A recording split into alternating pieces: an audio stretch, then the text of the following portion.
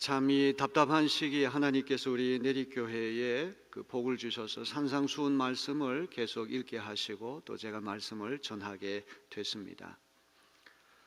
제가 내리교회에 온 이후에 계속해서 강해 설교를 하고 있습니다. 어떤 제목 설교, 주제 설교가 아니라 성경 본문에 천착하는 그런 설교를 하고 있는데, 이런 설교가 설교자 자신에게 굉장히 유익이 되고 또 발전을 가져온다는 생각을 합니다. 돈 문제에 대해서 설교를 하겠다 그러면 그 주제를 갖고 그 돈과 관련된 본문을 뽑아가지고 돈을 이렇게 벌고 써야 됩니다. 이게 주제 설교죠. 제목 설교죠. 시사적인 문제가 있을 때 이런 주제 설교, 제목 설교는 큰 효과가 있습니다. 하지만 우리 산상수훈 마태복음 5, 6, 7장 전체를 놓고 어떤 한 구절만 딱 뽑아가지고 발췌해서 하는 설교가 아니라 통전적으로 처음부터 끝까지 연속적으로 살펴보는 것은 저 자신에게는 말할 수 없이 이렇게 성숙과 발전을 가져오고 또 우리 교우들에게도 유익한 그런 것이 아닌가 생각을 해봅니다. 정말 예수님 입에서 나온 말씀 한마디 한마디가 주옥과 같이 보배와 같이 참 귀한 말씀들입니다. 이 산상수훈은 마태복음 5장, 6장, 7장 석 장에 걸쳐서 예수님 가르치신 내용인데, 그 몸통 부분, 본론 부분이 5장 17절로부터 오늘 봉독한 7장 12절까지라고 그래요. 그 이유는 5장 17절하고 7장 12절이 율법과 선지자라고 하는 그런 말이 나오기 때문에 그래요. 우리가 책 받침대가 있으면 양쪽에 나란히 책 받침대를 세워놓고 가운데 책을 감싸는 형국이죠. 그래서 5장 17절에도 율법과 선지자란 말이 나오고 7장 12절에도 율법과 선지자란 말이 나와요. 이것을 문학적으로 수미상관법 이렇게 이야기를 합니다. 수는 머리를 말하고 미는 꼬리를 이야기하는데, 머리와 꼬리가 상호 연관되게 한다 이런 말이죠. 이런 이유로 이제 오늘 우리는 산상수훈 몸통 부분, 본론 부분의 마지막 결론까지 오늘 읽게 됐습니다. 자, 우리 5장 17절 말씀 한번 볼까요? 내가 율법이나 선지자를 폐하러 온 줄로 생각하지 말라. 폐하러 온 것이 아니요 완전하게 하려 함이라. 또 7장 12절에 보면은 그러므로 무엇이든지 남에게 대접을 받고자 하는 대로 너희도 남을 대접하라. 이것이 율법이요 선지자니라. 예수님 시대에는 구약 성경이 없었어요. 신약 성경이 없었습니다. 구약 성경 한 권만 있는데 이 구약 성경을 떠받치는 양대 기둥이 모세 율법, 모세 오경, 율법서와 선지서, 예언서. 예언자 선지자들이 메시아 그리스도에 대해서 약속하고 예언한 말씀, 이 율법서와 선지서가 구약을 떠받치는 기둥이니까 율법과 선지자라고 하는 말은 쉽게 말하면 성경이라고 하는 거죠. 예수님 구약 성경을 폐기하러 이 땅에 오신 것이 아닙니다. 완성하기 위해서 이 땅에 오셨다고 말씀하셨어요. 어린아이가 이제 키도 작고 몸무게도 넉넉하지 못하고 또 철도 없고 어리다가 점점 키도 자라나고 몸무게도 늘어나고 또 철이 들면서 성숙해서 유년기에서 성년기로 접어들죠. 성년기는 유년기를 폐기하는 게 아니죠. 완성하는 것입니다.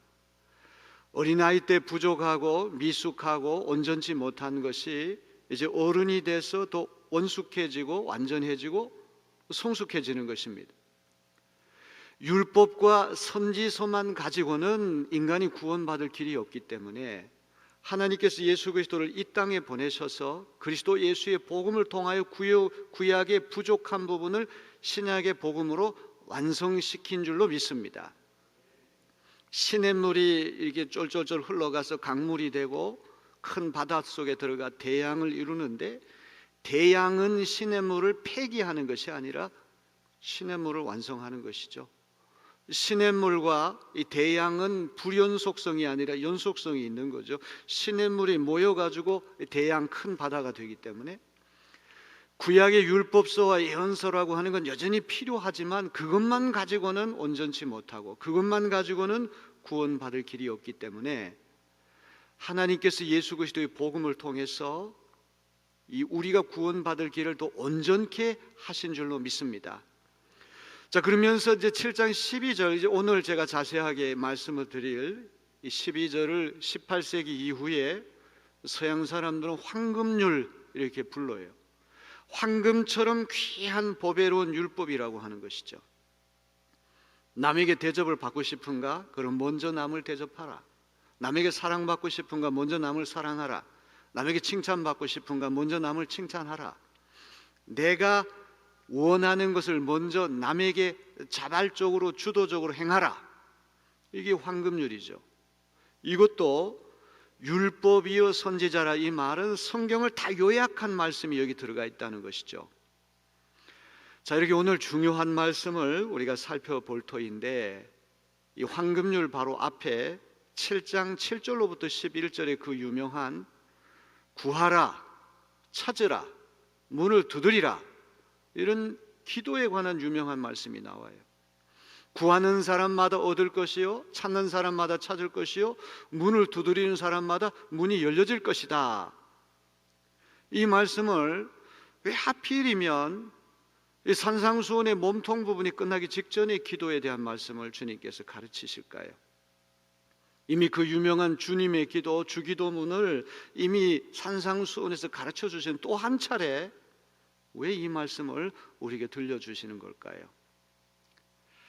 성경이라고 하는 것은 자기 마음에 드는 구석만 딱 하나만 뽑아가지고 자기 멋대로 해석을 하면 안 되죠. 통전적으로 창세기부터 요한계시록까지 일관되게 새끼줄이 이렇게 얽혀 있듯이 이게 일관되게 연속적인 입장에서 읽어야 된다는 거죠.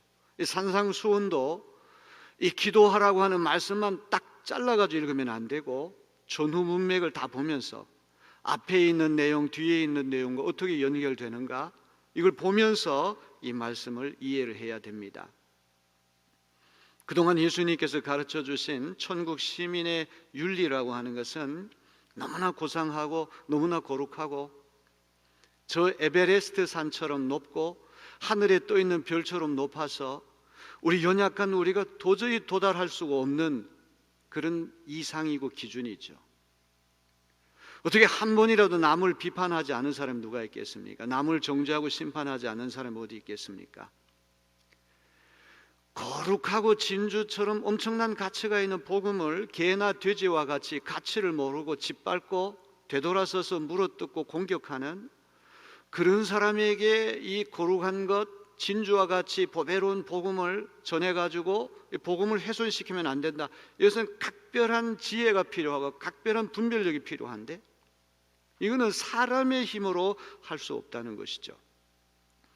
지금까지 주님이 가르쳐 주신 모든 내용이 하나님 앞에 기도하지 않고는 실현될 수가 없기 때문에 우리 예수님은 다시 한번 기도의 중요성을 우리에게 일러주시는 줄로 믿습니다.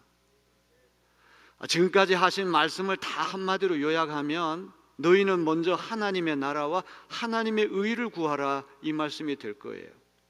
어떻게 우리가 보물을 땅에 쌓지 않고 하늘에 쌓고 어떻게 우리가 하나님의 나라가 우선순위가 되고 하나님의 의가 우선순위가 될 수 있겠습니까? 우리는 아침에 눈을 떠서 저녁에 눈을 감고 잠을 자기까지 먹고 마시고 입는 문제 때문에 전전긍긍하지 않습니까?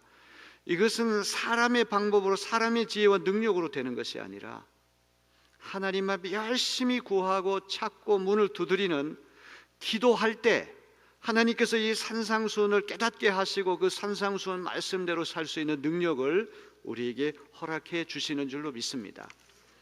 그래서 이 기도에 대한 강조는 새삼스러운 것이 아니라 그야말로 고난도의 엄청나게 이 난이도가 높은 이 산상수훈 말씀을 사람의 방법으로 감당할 수 없기 때문에 하나님 앞에 기도해서 하나님께 지혜와 능력을 구하라, 이런 뜻에서 기도를 강조해 주시는 줄로 믿습니다.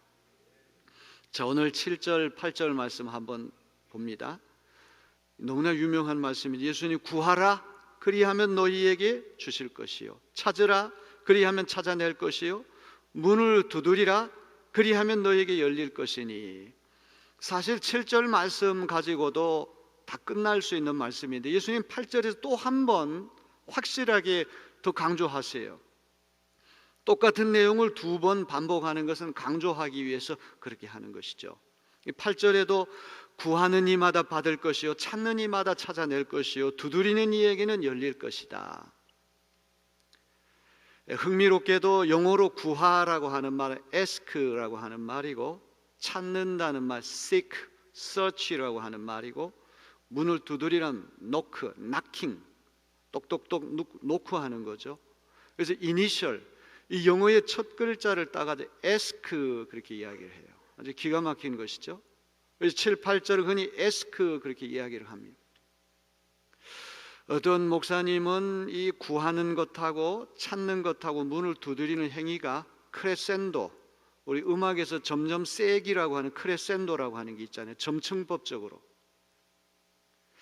어린아이가 엄마가 눈앞에 있을 때는 엄마를 구하고 뭘 달라고 구하고, 엄마가 눈에 보이지 않으면 막 찾아다니고, 그래도 엄마가 보이지 않으면 방 안에 엄마가 숨어 있다고 생각하고 문을 똑똑똑똑 두드려가지고 엄마를 찾아내는 것. 그래서 이 기도의 행위가 강도가 점점 더 센 거를 이야기하는 게 아니냐 이렇게 해석하는데, 그거는 사실이 아니에요. 구하는 거나 찾는 거나 문을 두드리는 것은 다 똑같은 기도 행위를 말하는 것이죠. 구약성에 보면 하나님을 찾는다, 하나님께 구한다고 하는 건 다 기도를 말하는 것입니다. 그리고 이 세 가지가 전부 다 현재 시제로 되어 있는데 명령형으로 되어 있어요. 미래형도 아니고 과거형도 아니고 지금 여기에서 하나님 앞에 끈질기게 절박하게 기도하라. 단순히 기도에 대한 명령만 하시는 것이 아니라 하나님이 틀림없이 응답하실 것이라고 하는 무조건적인 약속을 기반으로 해가지고 세 가지 기도 명령을 우리에게 주시는 것입니다. 자, 이 말씀을 우리가 쉽게 이해를 하려고 그러면 누가복음에 아주 유명한 비유 두 가지가 나옵니다. 누가복음 18장에 보면 가난한 과부와 불의한 재판관 비유가 나오죠. 어떤 가난한 과부가 억울한 일이 생겨가지고 판사에게 가서 억울한 일을 신원해달라고 부탁을 하는데, 이 재판관이 악명 높은 악덕 재판관입니다. 위로 하나님을 두려워하지 않고 아래로 사람을 무시하는 재판관이. 재판관의 미덕이라고 하는 것이 하나님을 경외하는 두려워하는 마음이 있어야 되고 사람을 존중하는 마음이 있어야 되는데, 이 사람은 하나님 경외하지도 않고 사람 무시하고 뇌물을 받아야지만 판결이 좋게 나오게 하는 사람이죠. 이 가난한 과부는 돈이 없어가지고 매일 찾아가서 자기 억울한 문제를 신원해달라고 부탁하고 또 부탁하는 것입니다. 이렇게 되니까 이 악덕 재판관이 어느 순간에 두 손 두 발을 다 들면서, 야, 내가 성가셔서 못 살겠다, 들어줘야 되겠다, 이런 얘기를 한다는 것입니다. 누가복음 18장 5절을 한번 볼까요? 이 과부가 나를 번거롭게 하니 내가 그 원한을 풀어주리라. 그렇지 않으면 늘 와서 나를 괴롭게 하리라 하였느니라. 이 괴롭게 한다는 말이 헬라 말로 꼰투 선수가 주먹으로 상대편 선수 얼굴을 가격해서 눈두덩이가 시퍼렇게 멍이 드는 것.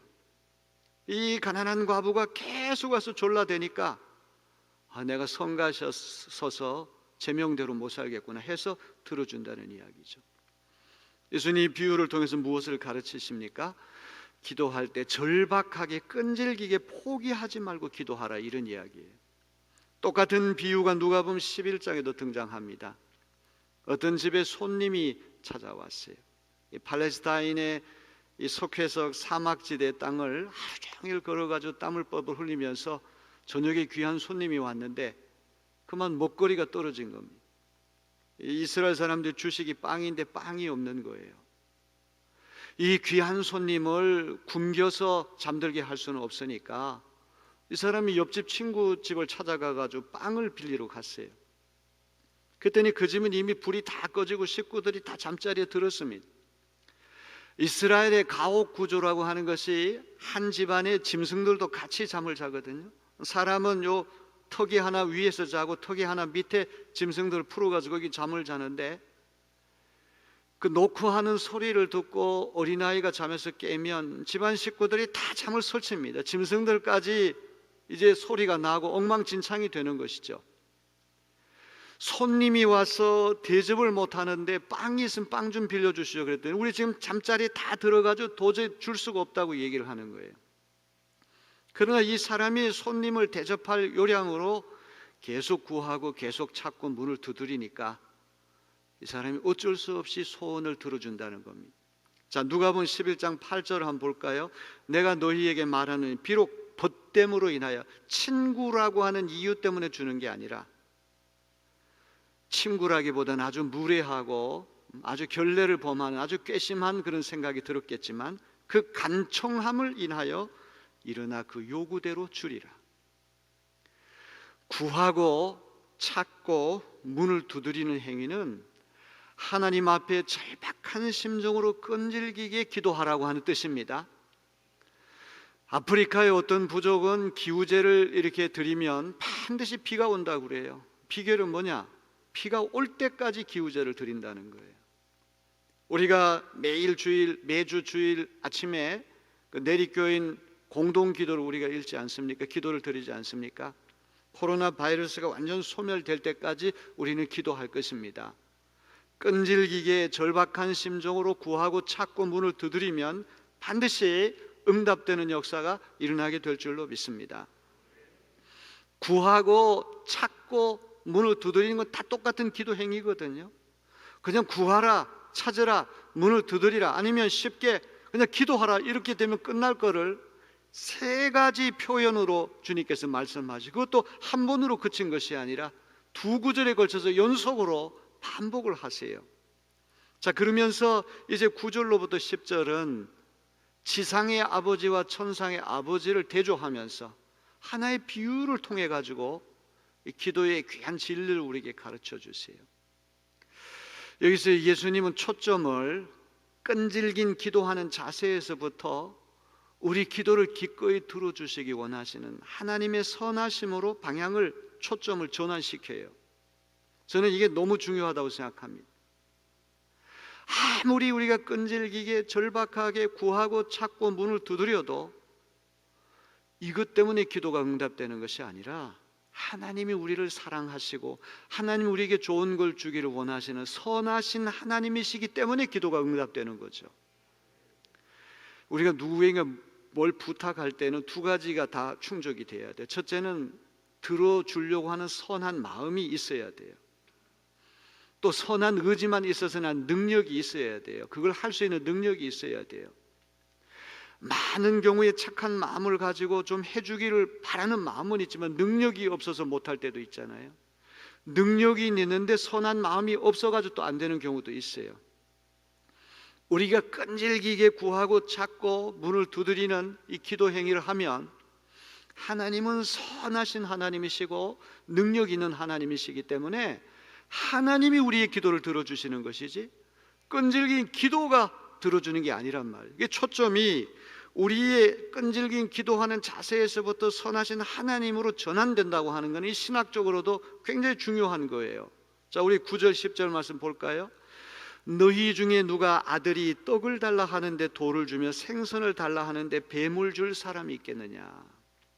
이 떡이라고 하는 말은 우리말로 밥이라고 하는 말로 번역이 돼야 돼요, 사실은. 왜냐하면 우리나라 성경이 처음 들어왔을 때 우리는 주식이 이 밥을 먹기 때문에 팔레스타인 사람들이 이 브레드라고 하는 빵이라는 건 그들의 주식이거든요. 근데 우리 빵의 개념이 없어요. 그래서 빵에 상응하는 개념이 뭘까 하다가 떡을 생각해서 떡이라고 번역을 했는데 다행히 새 번역은 다 빵으로 번역을 해놨어요.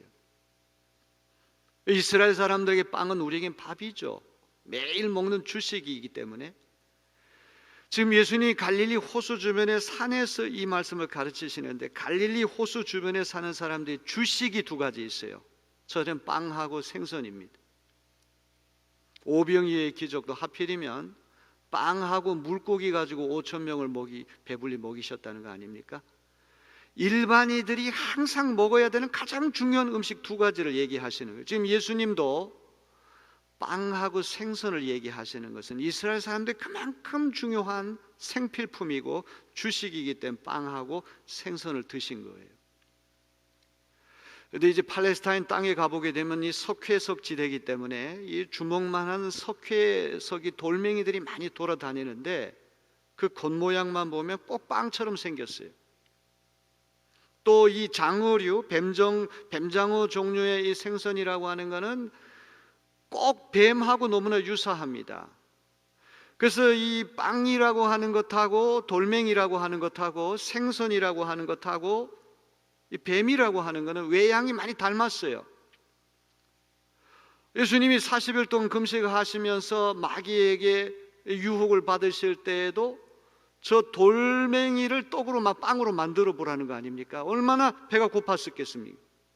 그 돌멩이 하나가 꼭 빵처럼 보였을 거예요. 아버지가 아들이 아빠 빵 좀 주세요 하는데 딱딱하고 씹지도 못할 돌을 줄 아버지가 어디 있겠느냐.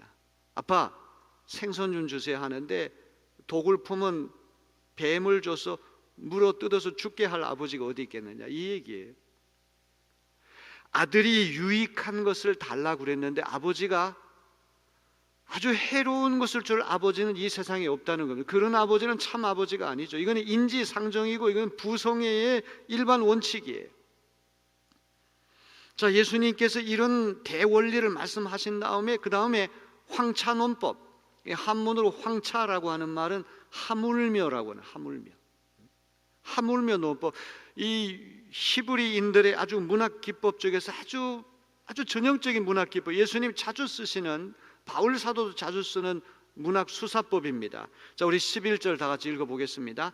너희가 악한 자라도 좋은 것으로 자식에게 줄 줄 알거든 하물며 하늘에 계신 너희 아버지께서 구하는 자에게 좋은 것으로 주시지 않겠느냐. 고슴도치도 자기 자식은 사랑스럽다고 하는 말이 있죠. 세상 사람들이 손가락질하는 아주 사악한 죄를 많이 지은 범죄를 저지른 사람도 자기 자식에게만큼은 좋은 것을 주려고 하는 마음이 있어요. 이건 인지상정이에요. 세상에 이렇게 사악한 아버지도 자식에게 좋은 것을 줄 줄 알고 하물며 하늘에 계신 너희 아버지께서 구하는 자에게 왜 좋은 것을 주시지 않겠느냐. 세상에 나쁜 아버지도 자식에게만큼은 좋은 것 주려고 하는 마음이 있는데 하늘에 계신 너희 아버지는 훨씬 더 선하고 훨씬 더 전능하신 하나님 아버지신데 하나님의 자녀들에게 왜 좋은 것 주시지 않겠는가? 하나님은 우리에게 무엇이 가장 좋은 것을 아시고 또 그 좋은 것을 주시기 원하시고 또 그 좋은 것을 반드시 우리에게 주실 수 있는 능력이 있는 하나님인 것을 믿으시길 바랍니다. 산상수훈은 내 힘으로 하는 것이 아니라 내가 하려고 그러면 다 우리는 부족해요. 다 기대 수준에 미치지 못해 좌절감을 느껴요. 다 우리는 야 이건 내 힘으로 안 돼. 다 나가 떨어집니다. 그렇기 때문에 주기도문을 통해서 이미 기도를 가르치신 예수님이 또 한 차례 산상수훈의 본론이 끝나기 바로 직전에 구하라, 찾으라, 문을 두드리라, 기도를 또 한 번 강조하시는 이유는 그게 아무리 도달하기 어려운 높은 수준의 그런 윤리라고 할지라도 구하고 찾고 문을 두드리는 절박하고 끈질긴 심정으로 하면 하나님께서 할 수 있는 능력 주실 것이다. 이런 의도에서 이 말씀이 나온 것을 기억하시기 바랍니다. 자, 이제 오늘 이제 마지막으로 12절 말씀, 그 유명한 황금률에 대한 말씀을 우리가 살펴볼 터인데, 저는 이 말씀을 오늘 여러분에게 전하기 전에 큰 은혜를 받았어요. 깊은 깨달음을 얻었는데 여러분에게도 동일한 그런 은혜가 임하게 되기를 바랍니다. 12절 다 같이 한번 읽어봅시다.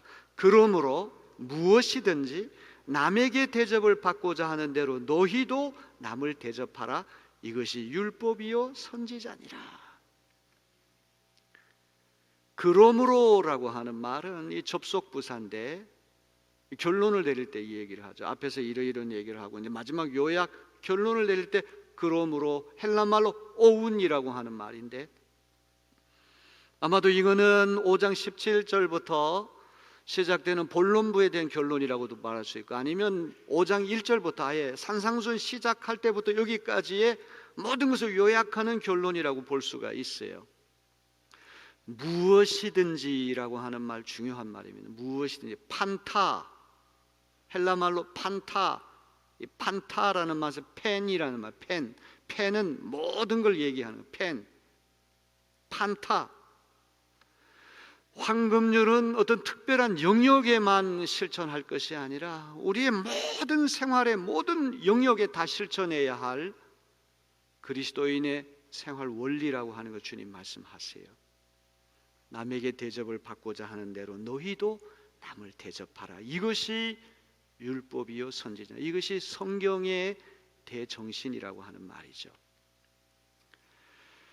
이 말씀을 18세기부터 서양 사람들이 황금률 이렇게 이름을 붙였는데, 황금처럼 보배로운 율법이라는 거죠.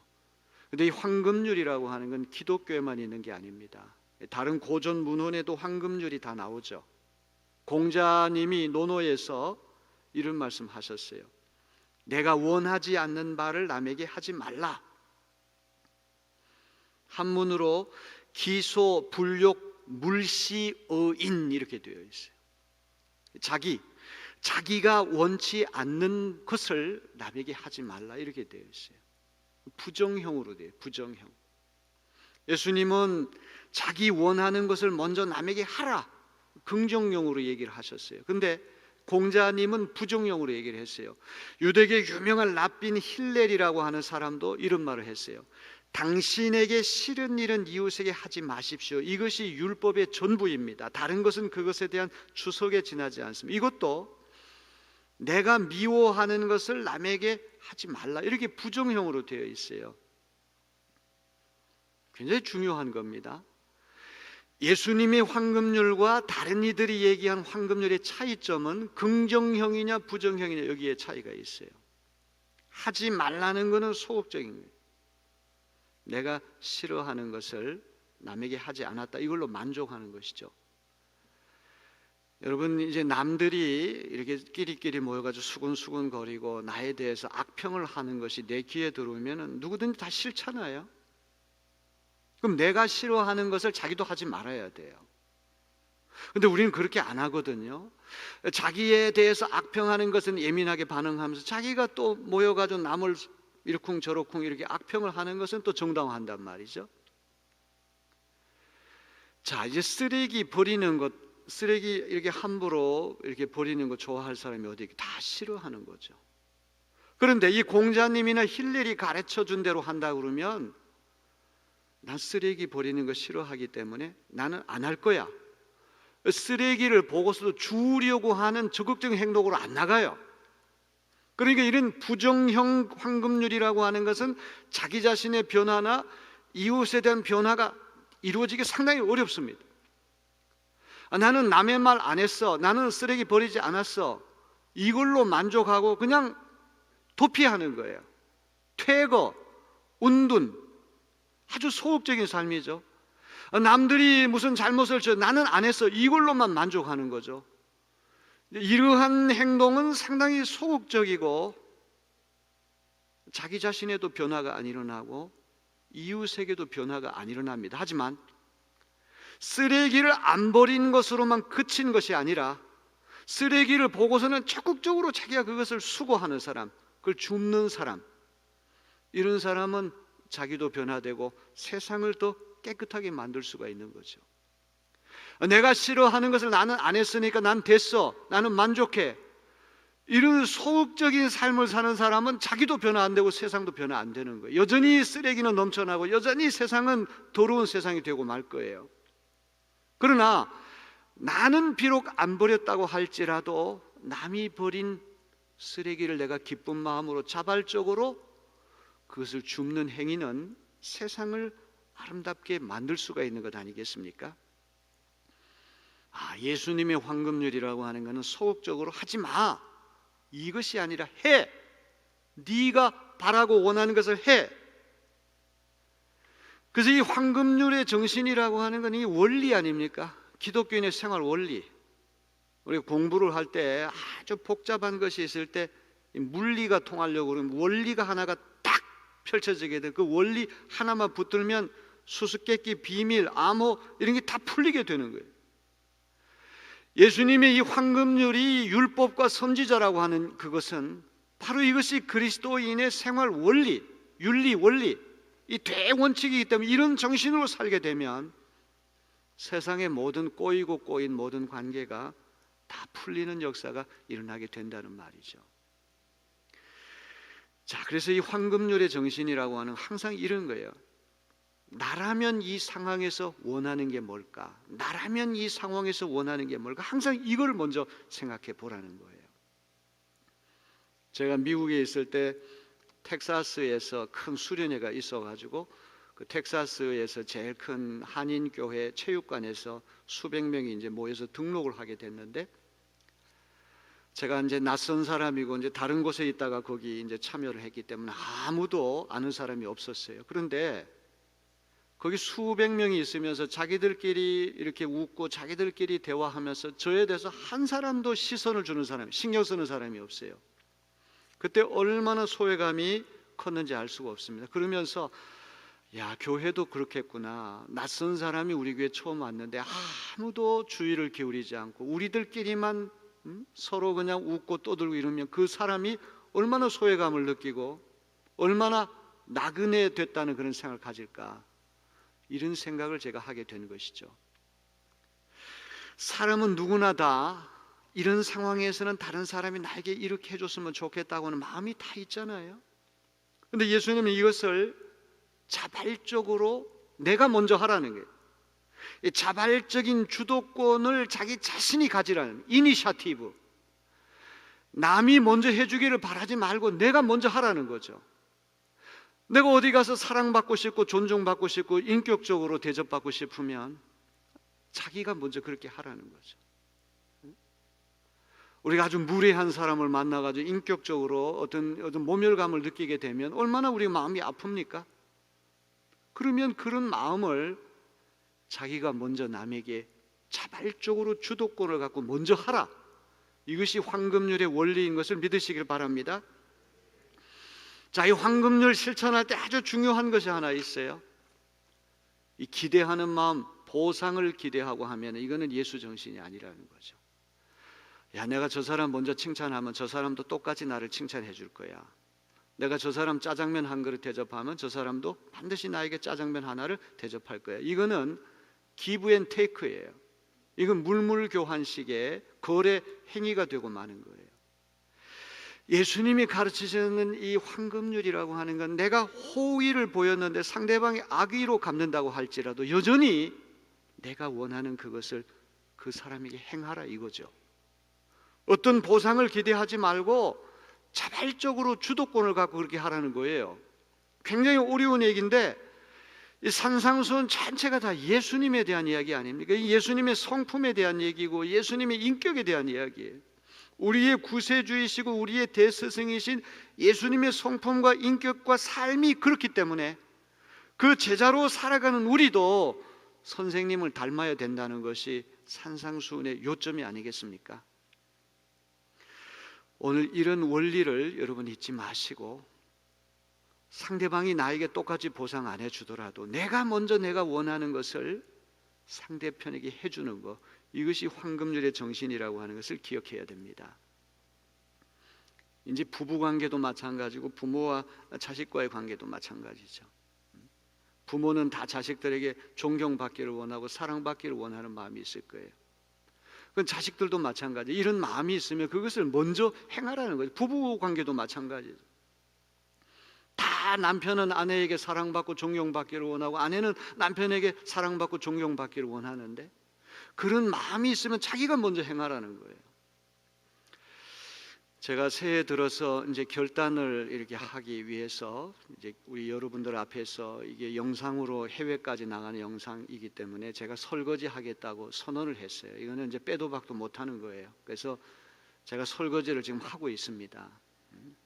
이제 우리 딸하고 또 아내가 계속 해주는 밥만 상관처럼 얻어먹으니까 이 핀잔을 많이 받았어요. 그래서 이제 새해부터는 내가 정신을 똑바로 차리고 이제 내가 설거지 해야 되겠다, 이렇게 선언을 했어요. 그 몇 주 전에 우리 교우 한 분이 이제 예배 끝나고 이제 나가는데 수제로 손으로 직접 만든 수세미 4개를 저한테 주시는 거예요. 그래서 왜 이걸 저한테 주십니까? 제 아내한테 주셔야 그랬더니 목사님이 설거지 하신다 그랬잖아요. 확실하게 이거는 인증샷이라고 그러나요?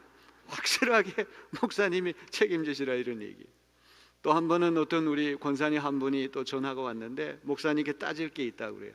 내가 뭐 또 실수했나 긴장했는데 목사님이 강단에서 설거지 한다고 그랬으니까 권사인 저도 설거지 해야 되잖아요. 이건 참 아름다운 덕담이죠. 그래서 우리 대한민국의 남성들이 주방에서 얼씬거리면 안 된다, 어려서부터 이렇게 교육을 받아왔는데 사실은 이 설거지하고 빨래하는 것이 무념무상에 너무나 좋다는 거예요. 설거지하고 이 빨래 개는 그 순간부터는 잡념이 다 떠나가고 아주 여유롭고 행복한 시간 될 수 있다는 거. 우리 남성들은 다 아멘 하시기 바랍니다. 이런 관계에 있어서 내가 원하는 게 다 있을 거예요. 누구나 다 인간은 사랑받기 원하고 존중받기 원하는데 그런 마음을 먼저 남에게 자발적으로 주도적으로 행하라. 이것이 예수님의 가르침이에요. 자, 결국 이 황금률이라고 하는 것은 레위기 19장 18절 내 이웃을 내 몸처럼 사랑하라. 아마 이 말씀일 거예요. 이웃을 사랑하라는 말씀만 하신 게 아니라 예수님 단서를 드린 내 몸처럼 사랑하라. 저는 액센트가 내 몸처럼 사랑하라 여기에 있다고 보는 거예요. 사람은 자기 몸에 대한 보호 본능이 있습니다. 눈에 자만 티만 들어가도 이게 눈에 눈물이 나고 어떻게든지 그 티를 밀어내고 바깥으로 밀어내려고 자기 몸이 반응을 하거든요. 위험한 일이 닥치게 되면 제일 먼저 자기 몸을 보호하려고 거의 본능 수준으로 이런 일이 일어나게 되는 것이죠.